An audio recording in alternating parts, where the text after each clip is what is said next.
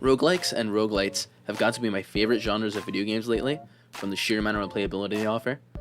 I lump roguelikes and roguelites into the same genre just because they're practically the same thing, with roguelikes having to adhere to more strict regulations than roguelites. I'm just going to lump both of them into the word roguelike for the sake of this video, just so that it's easier for me to say. I do not want to admit how long it took me to say that first paragraph for this script, for jumbling roguelike and roguelite together. The gameplay loop of a roguelike is simple. Start, die, learn, repeat. Which seems like a bit of a drag if it wasn't for my favorite kind of roguelikes, which I call synergy roguelikes. These kind of roguelikes revolve around different items or builds that show you what works and doesn't work together in the game, letting you use the game knowledge you gather from playing run after run as a weapon itself. This video serves as a list of some of my favorite roguelikes, mainstream and niche, that I think anyone who enjoys themselves a good roguelike should take a look at. I want this video to kind of be a thing where I list a mainstream roguelike like the one I'm about to get to, and people will be like, so true, I agree with you, I completely understand what you're saying. And then kind of show some niche ones at the end that I really like, and hopefully get you to play it as well if you like the previous games. Of course, these aren't all the roguelikes I've played plenty. These are just some of the ones I want to talk about today. And, well, with that being said, I'm going to get into one of the most well-known roguelikes of all time.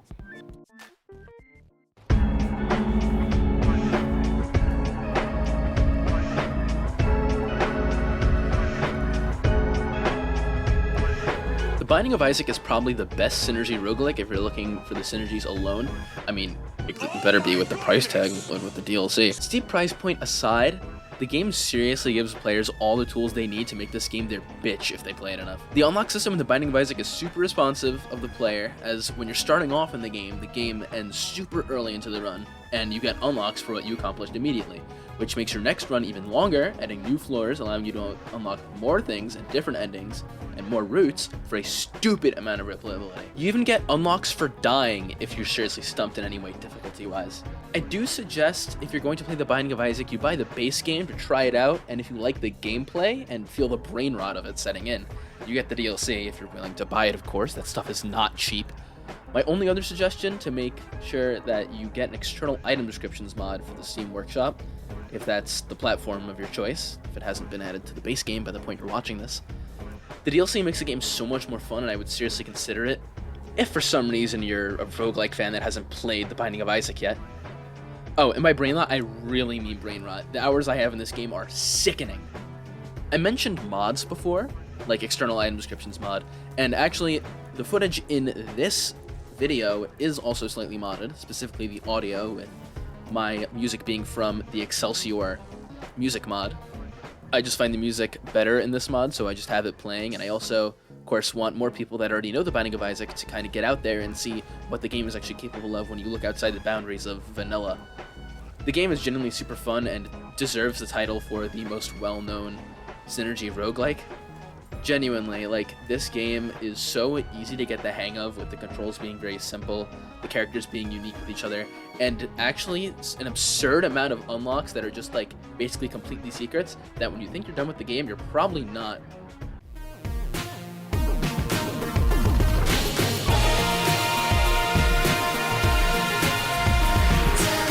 Enter the Gungeon is one of my favorite roguelikes because it's super simple and easy to get the hang of the game, but going for all the unlocks really makes you learn your way through the game, to go through each floor as optimally as possible.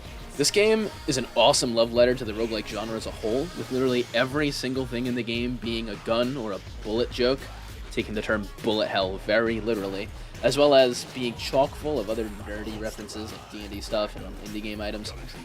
On top of that, the game's control scheme is super simple, only really making you dodge bullets and shoot them as the two main mechanics. Of course, it's got other ones like clearing things off the screen, but that's all taught very quickly in the tutorial. The Binding of Isaac is also super simple like this, like I said before, it's just that the game doesn't expect you to learn the game as well as The Binding of Isaac.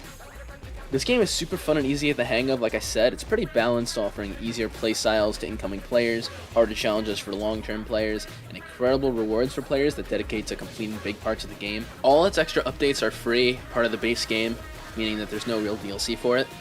So if you see it on sale, please go pick it up. It's very, very fun. This game is a bit unique with its synergies, having a whole synergy mechanic where when you pick up a gun, and you have maybe another gun or a different item that complements that gun thematically, it'll give you an extra effect on either of the guns or items, and it will say, oh, you unlocked the synergy, and then show you what that synergy does. The game really likes you picking up different items and trying to explore what different items can do, with the sheer amount of weapons in the game being like insane. There's also alternate floors in between each level, so that if you want to make your run longer, go for any extra boss battles in the game, it really lets you do that and get additional rewards. Like I said, the game is super simple. It really doesn't make you think about rigging the game as hard as the Binding of Isaac when you want to have an optimal run. So I would really suggest go picking it up. It's kind of the staples of the roguelike genre, where it's just a simple bullet hell game that you get stronger the more you play it. I've gotten to the point where I consistently win every single run that I do on this game. Hey, quick disclaimer for this next part. I went to get the footage for the game, and I recorded like 2 hours of it, but it didn't save the recording. Well, it saved the recording, just not like the actual footage of it. There's only audio, and I used display capture and everything. So I'm just going to get footage off YouTube and link the full video that I'm grabbing the footage from in the description, because I am so far into editing this part, and I saved this part for last, and oh my god, I am completely out of patience. I am so sorry.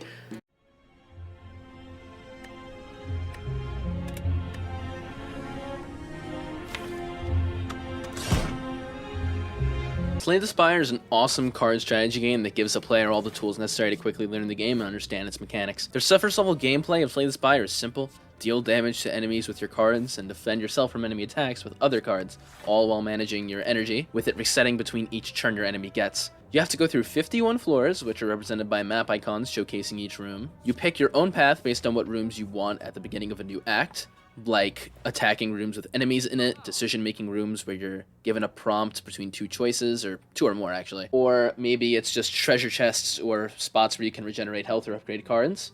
It really lets you pick whatever path you want. Some of the rooms you enter can give you permanent upgrades that can change the entire way you play the game, or they may give you special encounters that serve for great risk-reward elements, knowledge checks, and just overall charm of the video game. This game is super easy to pick up, and as of recording this, there's a sequel in development, so if the sequel is out, probably get that, I don't know, it's your life, man. I'm purposely trying to leave the more in-depth mechanics in the air because half the fun of the game is deck building. So learning what each deck is, what each character does in the game, and what cards to like use in your deck to make your gameplay actually better is really important. On top of that, all the mechanics that have their own terms, they straight up just give you the definition when you inspect the card and what it actually does. So it's genuinely so easy to learn. I think that it's comparable to maybe Yu-Gi-Oh! With it being a numbers game of just trading blows and defending from stuff. Except Yu-Gi-Oh! Was way more complex and way more money-sucking than Slay the Spire. It's super fun, so I'd definitely go try it out, especially if you're trying to get into deck-building games. Speaking of deck-building games,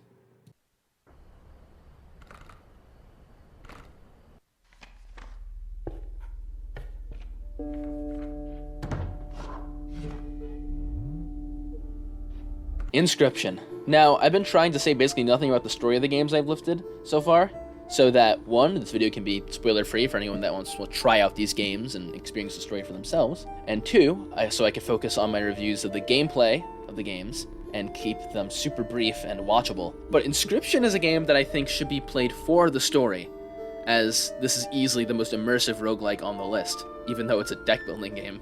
I'm going to keep this as brief as I can, as I think this game is best played through blind first.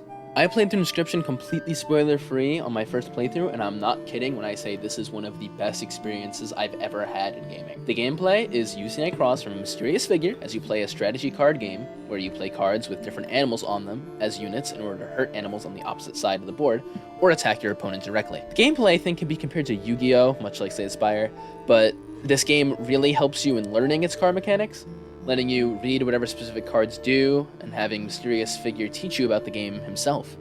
Whenever you lose a run, you're taken to the back room and you have your picture taken, which turns you into a card that you can find into future runs, with stats and effects of your choosing from the deck that you died with. He literally traps your soul in the card when you die. This progression is super awesome and lets the player have a sense of like progressing when they lose, because they always get a reward of their own custom card that'll be better if they go further into the game.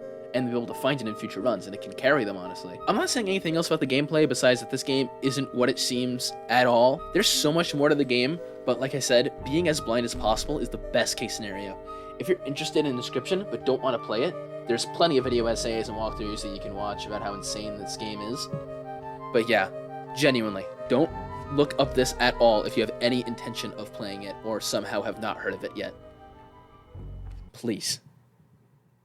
For the last two games on the list, I wanted to highlight more niche roguelikes. Both these games I plan on making full in-depth videos on, whether it be challenges or a full-fledged review and a story overview.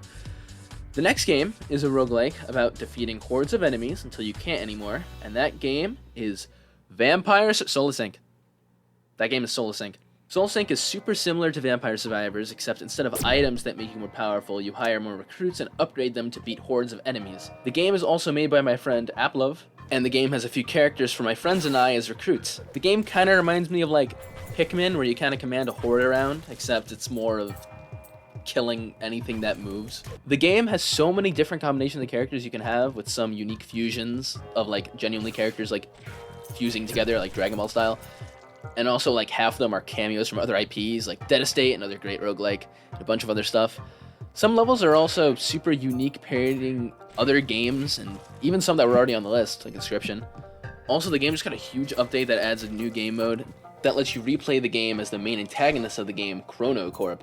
The game is a spin-off of another one of Applove's other games, Project Malice, which is also a roguelike, but I haven't really gotten around to playing as much of that. So if you're alright with some suggestive material, and I mean suggestive, and take the game out for a spin, it's only like $4.